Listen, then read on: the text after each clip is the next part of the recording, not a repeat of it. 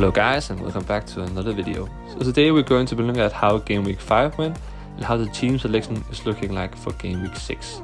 So in Game Week 5 we got 61 points, which was enough to give us a small red arrow down to 2.4 million.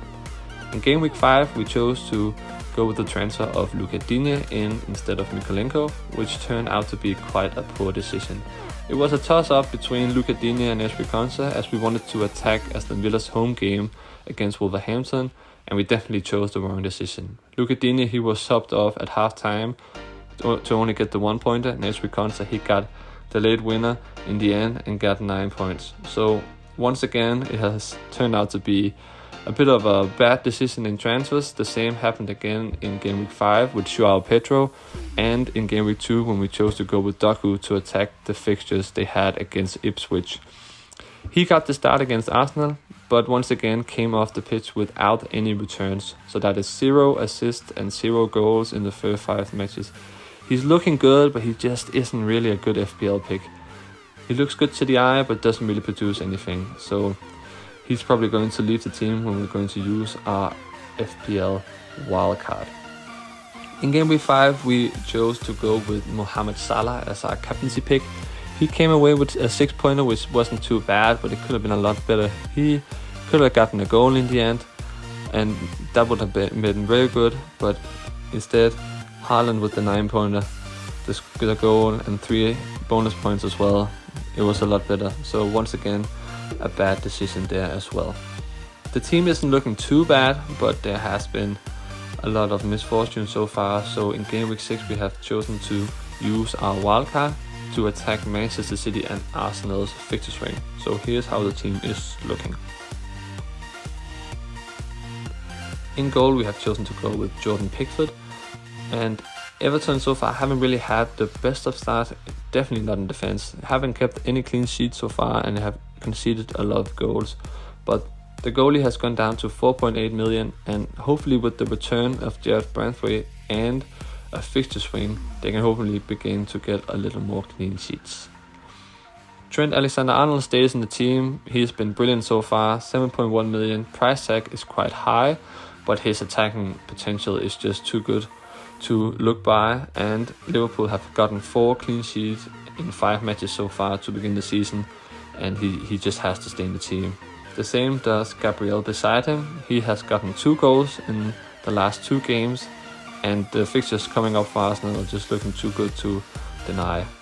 They are very, very attacking Arsenal, especially on Gabriel when they have the corner kicks and free kicks, so his attacking potential is very, very good for a defender.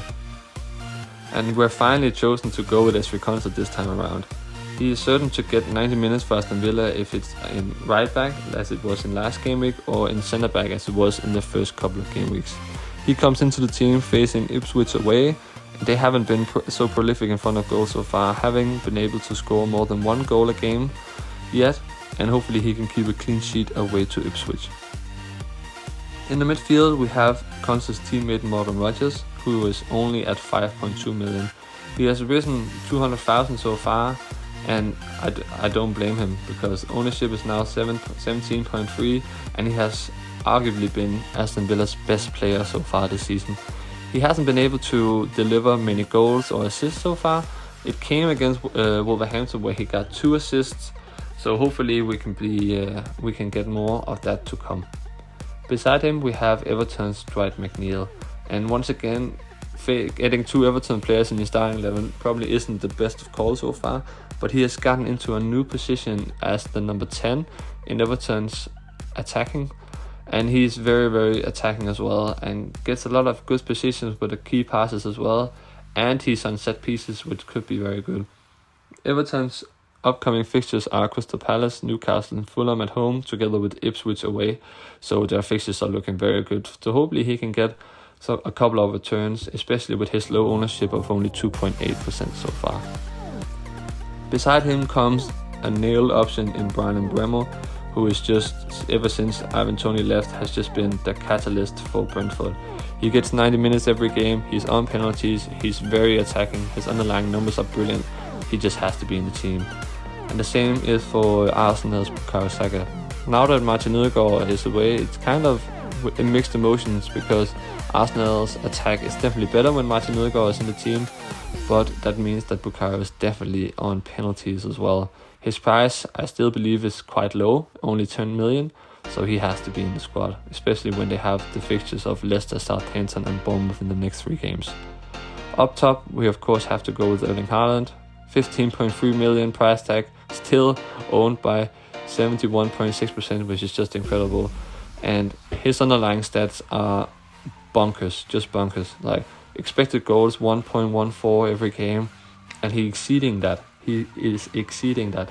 He has 2 goals a game so far this season, which is just enormous, and it's just very good. So he has to be in the team. Together with Chris Wood beside him, now 6.1 million. His value increased a lot last game week because he took the penalty in front of Morgan Gibbs-White. So he's a budget attacker, gets a lot of minutes, gets in a good position, and with penalties just enhances his value. And hopefully Kai Havertz can do the same. 8.1 million, very, very good value. Leicester, Southampton, Bournemouth away, it's going to be very good. And then finally on the bench we have Virginia, Savio and Guardiola, who's going to come in when Manchester City's fixtures are turning from game week 7 and onwards. And then we have Jacob Greens from Ipswich as our budget defender. That's how the team is looking like for game week 6. Captaincy is going probably to be on Bukayo Saka when they have Leicester at home. If there is ever going to be a game where maybe Haaland isn't going to score, it could probably be against Newcastle away. So we're going to see how that turns out, and hopefully it will end up with more points for Bukayo Saka. Leave a comment down below on how your team is looking like for Game Week 6. Subscribe if you want to see more FPL content, and leave a like if you enjoyed the video, and then I'll see you next time.